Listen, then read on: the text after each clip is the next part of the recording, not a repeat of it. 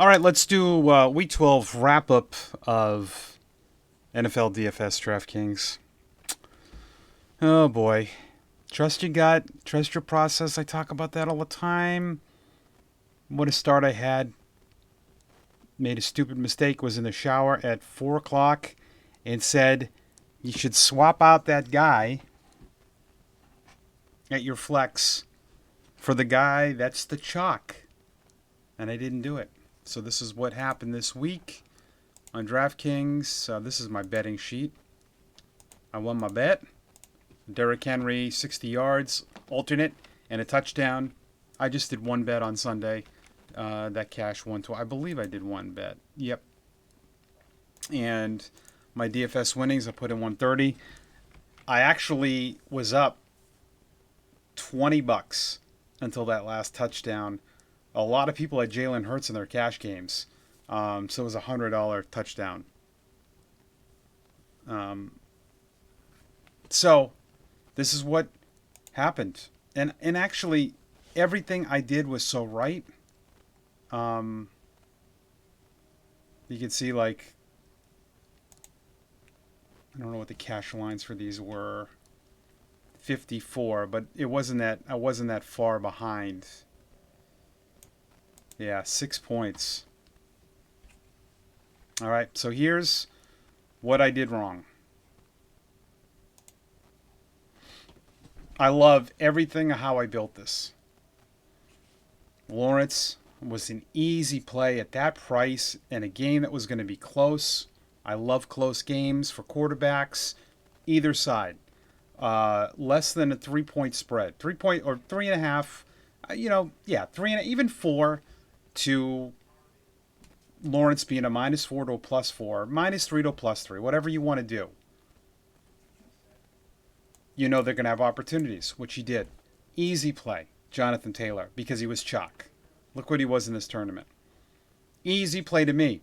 Can't believe people were scared. I know they were scared off by him because of what he does, but when you play this game, you cannot worry about the weeks before. And if you look at this, these are bad game script games. Jacksonville, Tampa Bay, Pittsburgh, Atlanta, Baltimore, which he had a good game against. And even Atlanta and Pittsburgh, he had good games. But, a lot of these games are not great game scripts. Cincinnati still, I mean, they won by 24 points. Atlanta, good game script, I think, there. But a lot of these, 3 straight on the road, he's got Carolina. And a lot of you were scared off by him for some reason. I thought he was an easy play.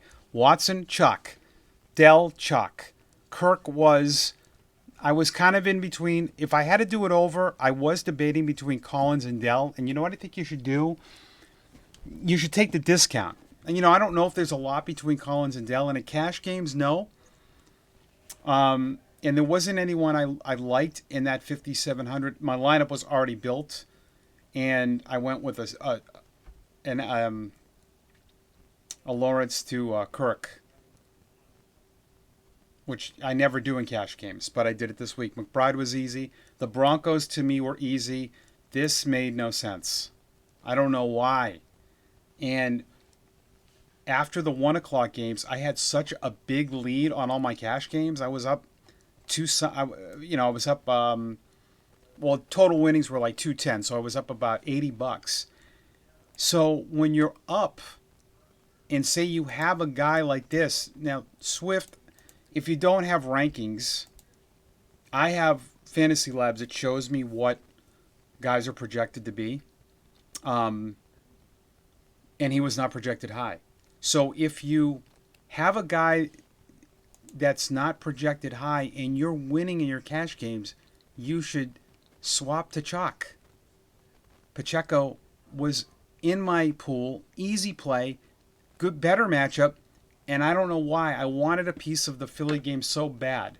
And the people that got a piece of it, they got Hurts, which I just didn't want to do. And I'm sure this guy, Jared Allen, Hurts. Okay, and this is a good lineup. 181. He still went Williams, Taylor, and there was enough cheapness in here. Man. What? Yeah, so, so that's and what I did the week before, is I wanted a piece of the Miami game and I chose Hill. This week I chose in the top, the game with the most points projected on the slate was Philly with 30. They ended up scoring 37. You got to get a piece of that game in cash games, and I took the wrong piece. I didn't like Brown. I didn't like Smith. It was either, it really was Hurts, and but still, if I had gone Pacheco, 16 more points brings me at 162. I mean, this lineup smashes. It's in the top, 1% in cash games. So I got to learn by it. I was upset. Move on. Let's see. I had a few GPPs that did okay. This one at 159.16. Allen. I mean, look at this. I didn't have Davis. I had Shakur in just the skinny stack. I mean, and Kincaid. If these guys each catch a touchdown, this lineup smashes. But I had Pacheco, Henry, Ridley, Woods, second game. Devontae Smith was the guy off of it. I like this. This team didn't do great. Stafford to Williams, a little different. Nakua, Dortch, and a lot of snowflakes. Boy, Adams got off to a really good start. And then this lineup sucked. I do a lot of $1, 237 max people. I do small GPPs. It's what I do. Stick to what you do. You don't have to do what I do, but I think that playing smaller tournaments is the way to go because you have a better path to cash in. This one, 5th place. This was my best lineup. Believe it's a Josh Allen. No, it's a Kyler Murray stack. I was leading this until the overtime of that game. Murray 2, Dortch and McBride, which didn't hit. Think about this. This is what I mean. This is a 237 man, 55 play. I know it's not sexy, but I've done well in these. $40 to the top. You can put 7 lineups in, which I do. You get a lot of, not experienced guys. But look at this. A lineup that I won 7.5 times my money, right? $7.50 on a dollar buy-in without my stack doing anything. That's pretty hard to do. Now, Williams in the return certainly did. But still, with only 3 guys that had the flame, I almost won this tournament. All right, nice correlated lineup. Murray, Dortch, who scored. McBride, I ate the chalk there. I came back with Williams. I have Derrick Henry.